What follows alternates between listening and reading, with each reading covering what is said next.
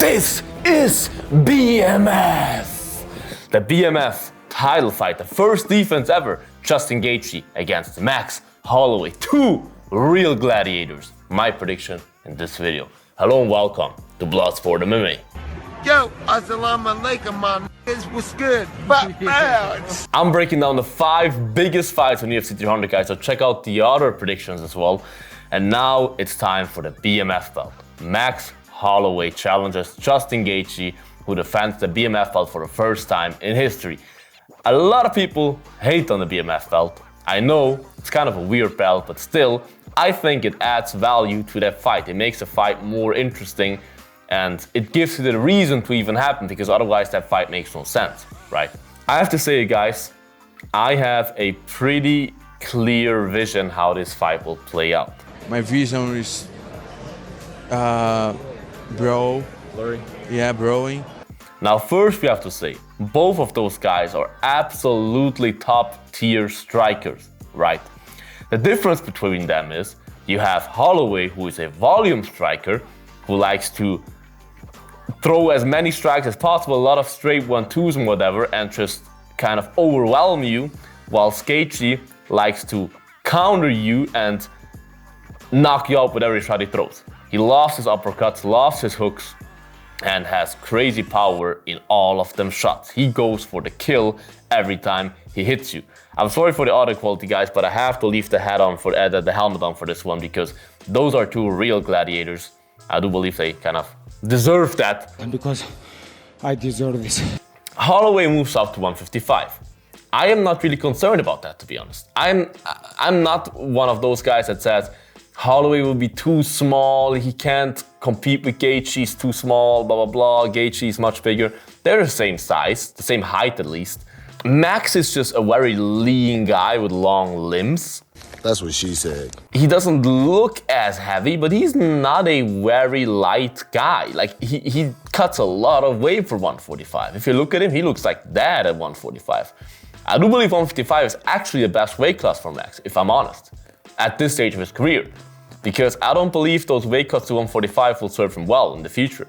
So he also put on some muscle for this fight. I do believe he will look much different than in the 155 fight he had against Poirier, right, for the interim belt. He has a lot of time to prepare. He had a lot of time to prepare for this fight. He put on some muscles. He looks good, and I don't believe there will be any issue. The issue that I see is, look. Here's the thing, you guys. We have the privilege right now to be in a time and age where we can literally have embedded through the whole training camp. UFC embedded normally is kind of a series, a vlog series that happens during Fight Week, right? But because Gaethje and Holloway both have pretty active YouTube channels, and pretty well made as well, especially Gaethje's, you can follow them through their whole training camp and literally kind of be with them. You can see their whole training camp kind of in a movie, in a way, you know what I mean? And I've been actively watching both channels for the whole training camp, and I have to say, Holloway trains in Hawaii in a nice gym, but in a small little gym. I see him doing a lot of strength and conditioning. Yeah, he hits some pads sometimes, blah, blah, blah. When I see him spar, he normally spars kind of, they look to me at least like kind of kids, like 19-year-olds, whatever. I'm just making assumptions here, but they don't look like they can implement Gaethje, you know what I mean? They don't look like they're on his level. This guy's not my level, I'm gonna smash him. I don't know every detail of Holloway's training camp, but I don't think he invited any high-level, top-tier fighters for sparring, which is pretty important for a training camp like that. If you on the other side look at Gaethje, he trains in the newly made, phenomenal-looking ONX gym with Trevor Whitman, a phenomenal striking coach. He has guys like Austin Hubbard, like Corey Sandhagen in the gym to spar with him to prepare for Holloway. And I believe Corey Sandhagen is really the optimal, perfect sparring partner to implement Holloway. Corey can perfectly impersonate Holloway's style. They're kind of the same height. Corey also a guy with very long limbs. That's what she said! Gaethje training with Usman, training with all those guys, like top tier guys in a big, well-equipped gym, like just grinding in and out, grinding.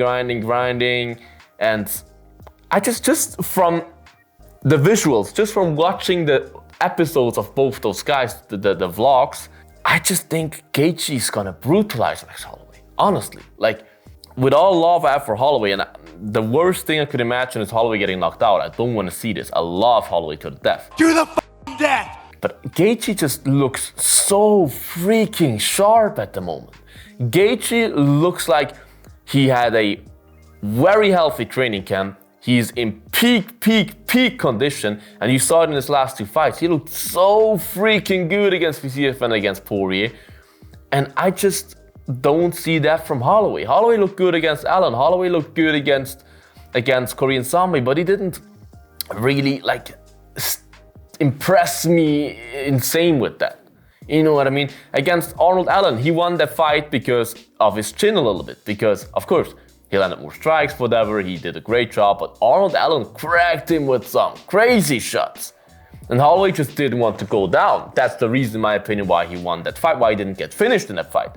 Same against Zaire. I mean, Zaire hit him with the kitchen sink. Zaire hurt him, but he could not hurt him enough. He didn't have the power to. Korean Zombie hit him with some crazy shots. And Korean Zombie is definitely not prime trusting Gaethje. I just think when Gaethje hits him with those shots, I just don't think he can take them. As much as I admire Holloway's chin, what you have to see is every chin has an expiration date, and he took the most shots in UFC history. Your chin will crack. It will crack. And I feel like we've seen it even in the recent fight.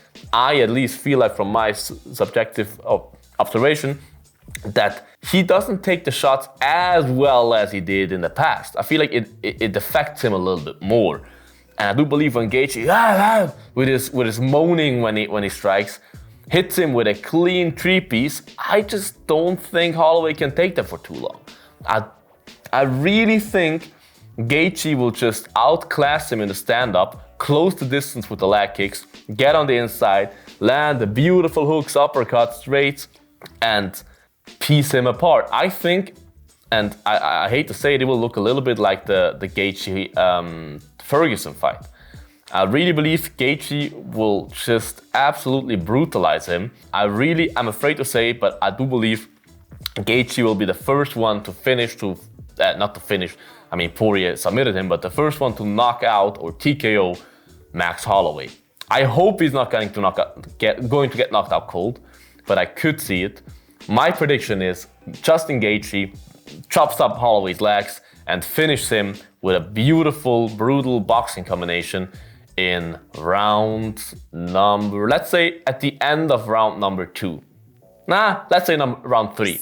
In round 3, Justin Gaethje just lands a crazy 3-piece on Holloway, and either the referee steps in and says, like Tony Ferguson, like in the fight with Tony Ferguson, says, hey, that's enough, or Holloway goes down, knocked out Gaethje, and still baddest mother effer on the planet. This is my prediction for the fight. Write your prediction in the comments, guys. Would love to hear your prediction. Make sure to like this video, subscribe to this channel. That would mean a lot to me. Thank you so much in advance. Check out the Bloodsport merch, bloodshop.net, worldwide free shipping with the code FREE. Check it out. Stay bloody, guys, and until the next one. Bye-bye. Bloodsport out.